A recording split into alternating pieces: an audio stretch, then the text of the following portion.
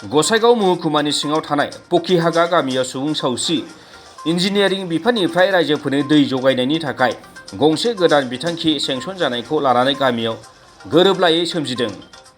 सिगाङावनो दै जगायनायखौ लानानै गामियाव मोनसे आफाद दाखानानै लानाय जादोंमोन आरो फरायसालिनि थाखानाय हायावनो फसंनो गामि नाङैनो थांखि लानाय जादोंमोन। नाथाय खामानि जानायनि उनाव गामिनि गावबुरा फाफना सरेना गामिनि रावनोबो खिन्थायालासिनो गावनि फंबायनि हायावसो दै जगायथाय बिथांखिखौ फसंनो PHE बिफाननो जायगा होदों होननानै फोरमायदों गामिनि सुबुंफोरा।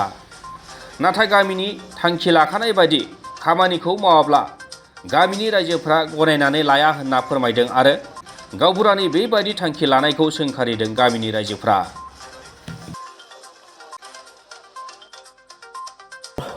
ক'ব লগা একোৱেই নাই। তো এইটোৱে হ'ল কথা আৰু কি মানে অফিচৰবিলাক আহি পেলাই ক'ত বনায় এইটোতো মই এইটোৰ অবজেকশ্যন একোৱেই নাই আৰু কি মোৰ মই আগত ৰাজ্য মিলি মানে আলোচনা কৰিছোঁ, পিছত আকৌ বহি পেলাই কমিটি মানে গঠন কৰিলোঁ। তো এইটো বিষয়ে মানে কমিটিবিলাক আৰু ৰাজ্যবিলাক জানে আৰু কি আমাৰ ইয়াত পাব্লিক হেল্থ ৱাটাৰ ছাপ্লাই এইটো হ'ব বুলি মানে সকলোৱে গম পায় আৰু কি সকলোৱে গম পায়। তাৰ কাৰণে পিছত আকৌ অফিচাৰবিলাক আহি গোটেইখিনি ছাৰ্ভে কৰিলোঁ সিহঁতৰ। তো এতিয়া আগত যে কমিটি গঠন কৰা হৈছিল গাঁৱে স্থানীয় ৰাজ্যে, সিহঁতক আপুনি এতিয়া যে ইয়াতে আহিলে আঁচনিটো আপুনি খবৰ কিয় নিদিলে? আপুনি মই ছাৰ এনেকুৱা হৈছে খবৰ দিছোঁ, খবৰ দিয়াৰ মানে কোনোবা ক'তবা যায় আৰু কি কোনোবা বহুত মানুহৰ কিবা আছে ব্যস্ত থাকে, কেইজনমান মানুহ দিছোঁ আৰু কি। কওকচোন। তাৰমানে যিটো পাব্লিক হেল্থৰ গাড়ীটো আনিছে এইটো ইয়াত যিটো বৰ্তমান আনিখিনি ইয়াত বনাব এইটো ৰাজ্য নাজানে। কি বনাব? এইটো পাব্লিক হেল্থৰ কিবাটো বৈদিকটো বহাব, পাব্লিক হেল্থ কিবাটো বনাব। PHD ডিপাৰ্টমেণ্টৰ পৰা আঁচনি আহিছে নেকি? হয়, এইটো আমি আগত আলোচনা কৰিছিলোঁ যে আমাৰ LP স্কুল বা ফুটবল ফিল্ড আছে তাতে বনাম বুলি সকলো ৰাজ্য মিলি আমি আলোচনা কৰিছিলোঁ। কিন্তু এতিয়া যিটো ইয়াত জিঅ'টেক হ'ল, গাঁওবুঢ়া ৰাজ্যক নজনোৱাকৈ ইয়াত জিঅ'টেক কৰিবলৈ দিলে, এইটো ৰাজ্যই মানি নলয়। সেইটোৰ কাৰণে ৰাজ্য সিদ্ধান্ত মতে বা ইয়াতেও হ'লেও মানে ৰাজ্যক কমচে কম জানিব বা আলোচনা কৰিব লাগিছিল। এইটোৰ কাৰণে ইয়াত আমি মানি নলওঁ। এইটোৰ কাৰণে তাতে আমি ৰাজ্য মিলি তাতে ক'ত হ'ব লাগে আপোনালোকৰ মতে? আমাৰ অভিযোগ মতে তাতে স্কুল যাতে য'ত আছে তাতে হ'ব লাগে। এইটোৰ এতিয়া কাৰ নামত হৈছে এইটো? এই মাটি হ'ল লক্ষীৰাম চৰেণৰ মাটি।